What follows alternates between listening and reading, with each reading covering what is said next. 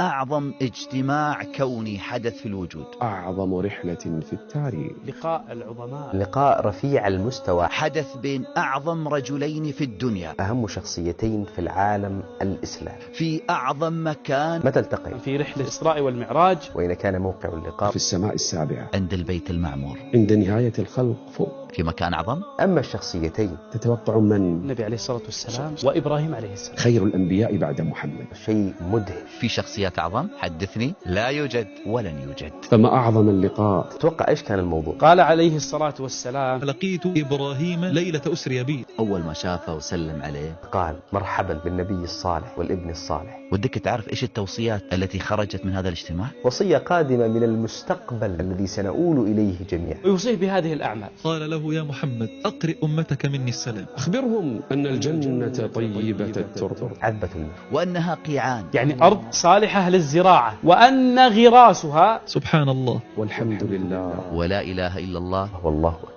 من اللي يبلغك السلام؟ اللي يحبك. فهذا أبوك إبراهيم مهتم بك، يسلم عليك. يعني يقول لهم: السلام عليكم من أبي إبراهيم الخليل. وعليك السلام ورحمة الله وبركاته يا إبراهيم عليه السلام. أي إحساس بالأهمية والمكانة يشعر به المسلم وهو يسمع أن إبراهيم خليل الله مهتم بالسلام عليه. 4 كلمات عظيمة، كنز من كنوز الجنة. هذه أعظم وصية من أعظم رجل لأعظم رجل لي، ويسلم علي ويقول لي هلا هلا فيكم في الجنة. وهذا أبوك يريد منك أن تستثمر الفرصة طالما أنك ما زلت في هذه الدنيا. أنا من خلال هذه الكلمات أخلي الملائكة تغرس أشجار في الجنة الآن. اذكروا الله سبحانه وتعالى، حاول تكثر منهم. تخيل أنك الآن تقول سبحان الله والحمد لله، ولا إله إلا الله، والله أكبر. أن الله عز وجل أمر الملائكة الآن أن تغرس لي 4 أشجار في الجنة. دوموا عليه الباقيات والوصية وهي لأمته. أفضل الكلمات عند الله وأحب الكلمات إلى الله. وصلت إلينا من أبينا إبراهيم الخليل، ومع سلام، واللي رواها لنا من؟ محمد صلى الله عليه وسلم، لأمة محمد، ما هي لأمة إبراهيم. فأي اهتمام بنا بذله هذان النبيان الكريمان على الله.